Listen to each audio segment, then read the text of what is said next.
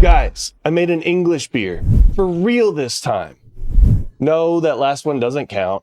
It was a really good beer, so go check out that video if you haven't yet. But it doesn't quite count as English.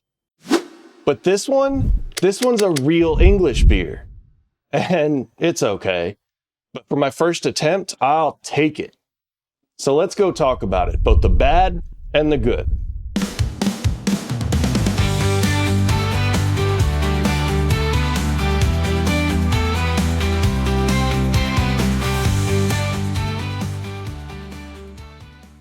Now, I don't know if this is what an English bitter is supposed to taste like because I've never actually tried one before. In fact, that's kind of why I wanted to do this, is because it's the only chance I'll ever get to try one. My guess is that it's a little bit yes and a little bit no. I probably missed the mark a little bit. For something that's called a bitter, even at 40 IBUs, this is pretty dang sweet. And I think I know why. It's entirely my fault, but we'll talk about that at the end. Interestingly enough, even though the final gravity on this beer came out to be quite a bit lower than that previous dark ale, this one might be too sweet for me. And if you'll remember, that last beer, while sweet and desserty, wasn't too much. But if you're into sweet beers, maybe you'd like this a little bit better. I think the best way to explain that and to sort of describe the difference here is to say I hate candy. But I don't hate sweets. In fact, I kind of like cakes and cookies and things. In particular, I really like spice cakes. Carrot cake, gingerbread, bread pudding.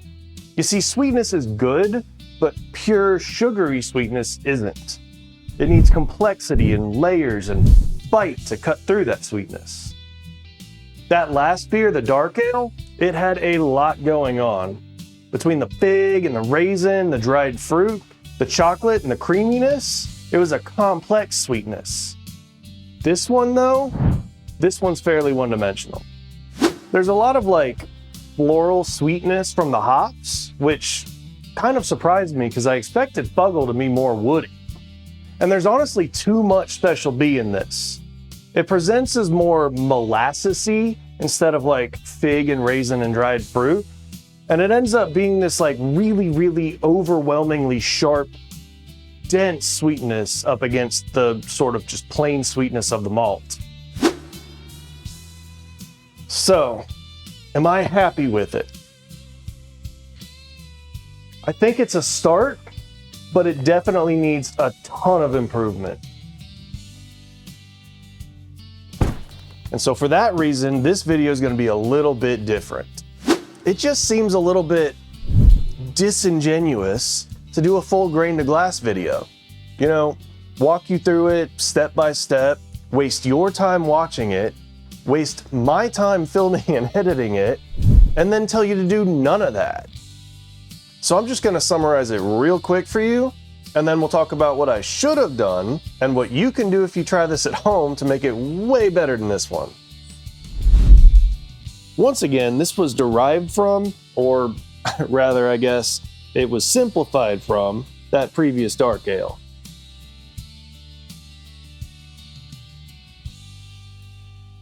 I used 93% Maris Otter and 7% Special B, and I dropped out the Red X entirely.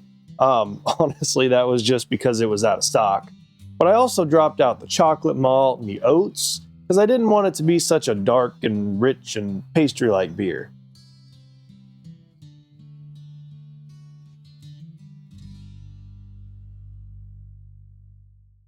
Same boil, same hop schedule with the Northern Brewer bittering hop and late additions of Fuggle. And I used the Mangrove Jack's M15 yeast again.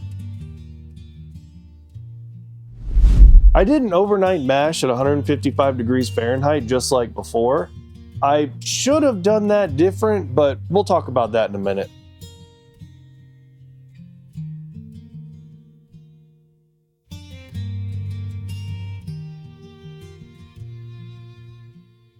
I also pressure fermented it in my PET Oxabar keg, but this time I did it at about 10 to 15 psi, which might not have been the right choice.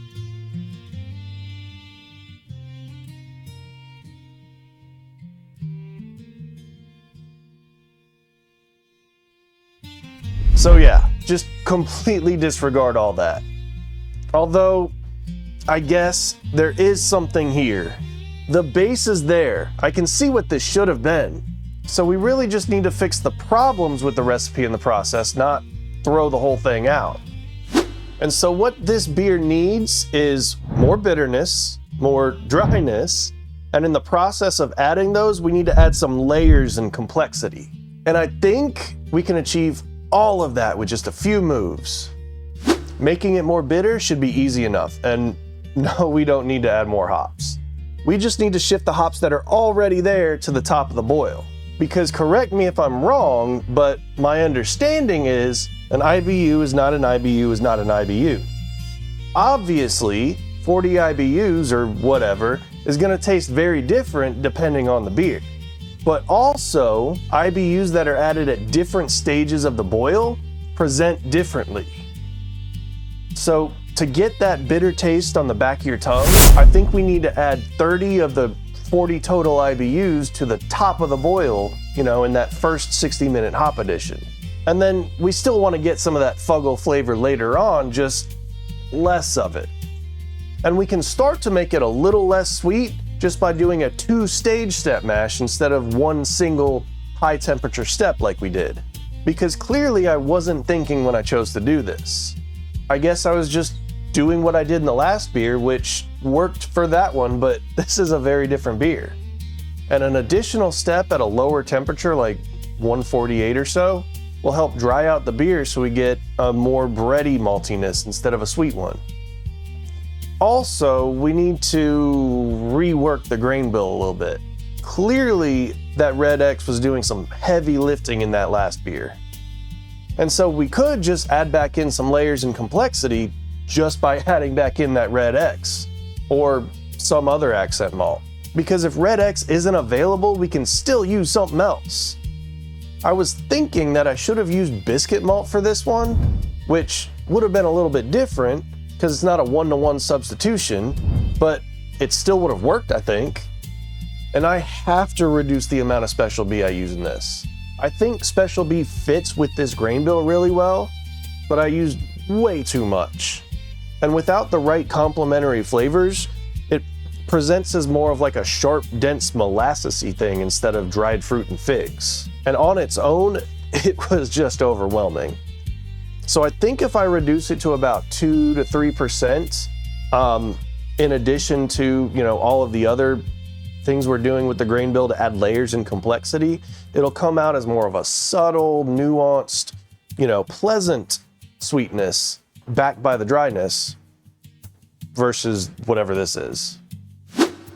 And so I think that's it. Just those things should make this a much better beer.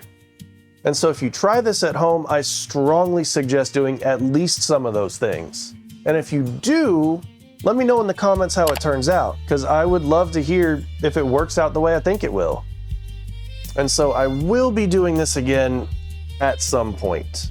But with the exception of the rain today, it's been pretty warm and nice out. So I'm kind of craving like Pilsners and IPAs and, pale summertime beers. So I think we're gonna hold off on this for a little bit. Plus, I've got some cool ideas for some fun experiments that I wanna get done this year. So I'll probably get started on that pretty soon. And if you wanna know more about that, you're gonna have to subscribe and you're gonna have to keep an eye out. But other than that, I'll see you in the next one.